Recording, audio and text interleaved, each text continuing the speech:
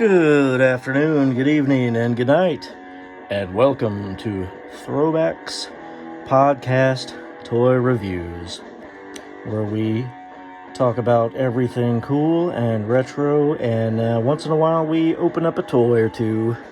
And today we're gonna open up one General Clayton Abernathy, codename Hawk, and I just got this guy, and this was a guy that I was really hoping they would make. One of my favorite Joes. He's been around since day one as the G.I. Joe team's leader, and he is finally in all his overdue classified glory, and he comes in a box that I will not feel bad about ripping open, although, the artwork's pretty good on it. I like it.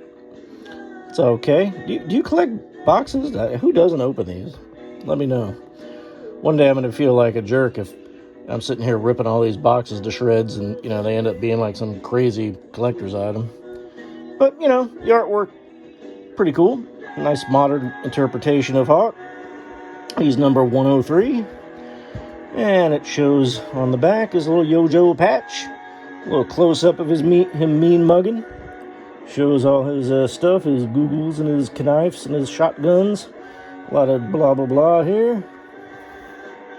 And more yada, yada. Again, you can scan this, and it probably goes to, join the Army recruiter commercial. Who knows? And not much else to it. So let's get after it.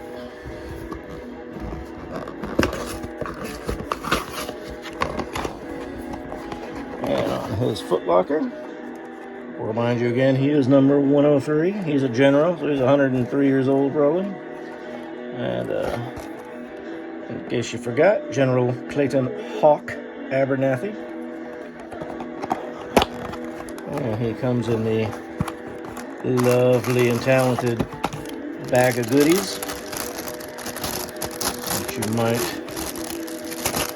I don't know what to compare this to, toilet paper? Those little things they give you on airplanes that have like one serving of something in it.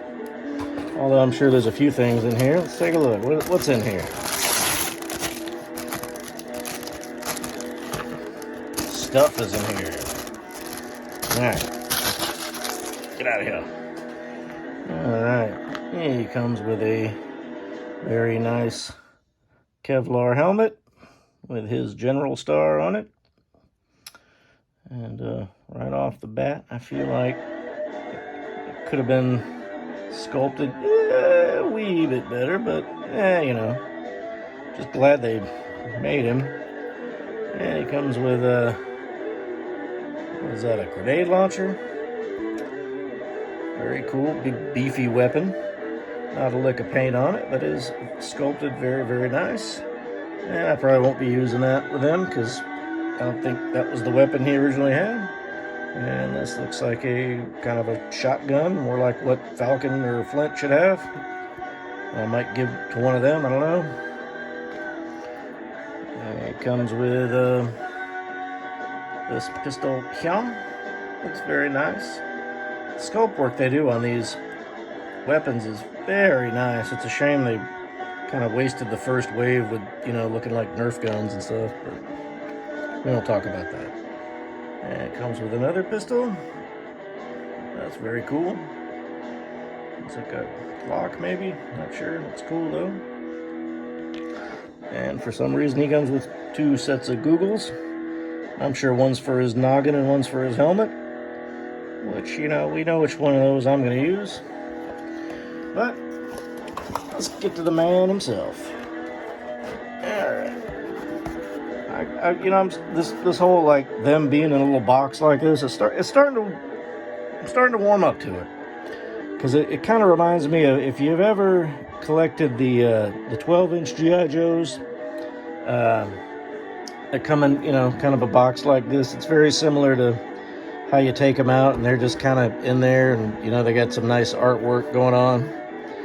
So I can tell right now, his feet are all wiggly waggly. He's probably not going to stand up on the first try. But let's see. There he goes. And one more last look at this beautiful picture of Hawk before this goes bye-bye. All right. And oh, wow. I'm very impressed. So much detail on this guy. Yep. Hawk. Now, this is kind of not what I was expecting, but I am not disappointed. I wish the flag was over here where it should be, but that's okay. He has his name there, Abernathy. Some kind of wings. He was never a flight person. He would never have that. And he looks like he has a colonel insignia for some reason. I guess it's worth pointing out, when Hawk's original figure in, I think, 82, he was a colonel. He wasn't a general yet. And they did him dirty by packaging him in not with the other single-carded figures, but he came with the mobile missile system, of all things. So Hawk's action figure largely got ignored back in the day, which is unfortunate. We'll take a look at him later. His bomber jacket is very nice. It's painted very well. Lots of details on the zippers, and he's got some ribbons on there. Very, World War II Patton style. MacArthur maybe. And let's get on that head sculpt real quick. 'Cause he looks great.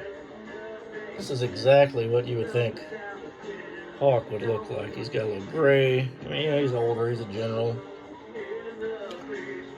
He's probably late, or early 50s probably. You can see he's got his general rank on his collar. It looks like he's got khakis on under that. Which I always love that they kind of mix and match uniforms with G.I. Joes. They're like, hey, you're Special Forces now. You can wear whatever you want. They're like, okay, cool. Got BDU pants. And it wouldn't be classified line if they didn't give him knee pads. And his boots. Looks like he's got some nice jump boots on. Very nice detailed. Some good paint there. It brings out the detail in it. A little dry brushing. And again, the jacket, very nice. Yeah, I'm very impressed. He looks good. He's got some black gloves on, which his original figure didn't have, but, the real military, we wore gloves. All right, let's get that helmet on. There he is. There's Hawk. All right, but we're not done yet. Because you know what goes on that helmet? Some goggles. Hopefully I got the right pair. I think I do. Where's that at? Nope, I think that's right. Goes right on there. And, all right. It's a little crooked, but that's fine. All right. And I'm guessing this pistol goes here. Yep. And this one goes here. Which it would have been cool if he had a gold one, like his action figure, but alright, I'm not going to worry about the rifles. He doesn't need one. He's a general, for God's sakes. There he is. Man, he looks good. I like it. This is how he appeared in the 1986 line. And he sported this outfit in the comics right before the Battle of Springfield, where he took on the forces of their newly crowned leader, Serpentor. And they gave him what for, by golly. All right. So, I know I talk about the vintage Hawk. There he is. So, very good homage. I'm really going to try hard, folks, next time I look at a classified to show you what they're based on. A lot of detail for this guy, for an 86 figure. But also, you know, the typical Hasbro shortcuts back in the day, like, you know, unpainted goggles and whatnot.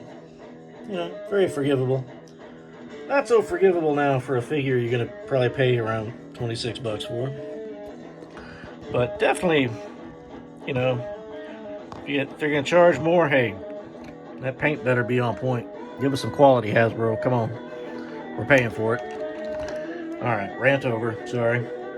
And, you know, neither of these were Hawk's first action figure, of course. There's the first Hawk action figure, which is even the straight arm version. And again, he was packed in with some missile, basically a missile launcher. I think it launched about 5 missiles, the mobile missile system, I think. And you know, it's also worth noting that Hawk originally had blonde hair. And I think over time, with the introduction of Duke, they basically looked identical when drawn. So they started, you know, giving Hawk darker hair. And, you know, whatever. I was fine with him having blonde hair. And here's also, over here, there's another version of Hawk, which I believe that I have the, that came out in the 90s when, you know, I wasn't really collecting Joe anymore, but there he is there. And let's see, here he is with his buddy Stalker. And here he is with his probable real second in command, Flint. And man, he looks good. Just looks great. So what do you guys think? Did you pick this one up? I recommend. Very satisfied with him. Before I get out of here, just a quick reminder, please give us a like, a share, a subscribe, because, you know, we appreciate that kind of thing. Give a comment, let us know what you think, and I'll let you go so you guys can go throw one back. And until next time, we'll see ya.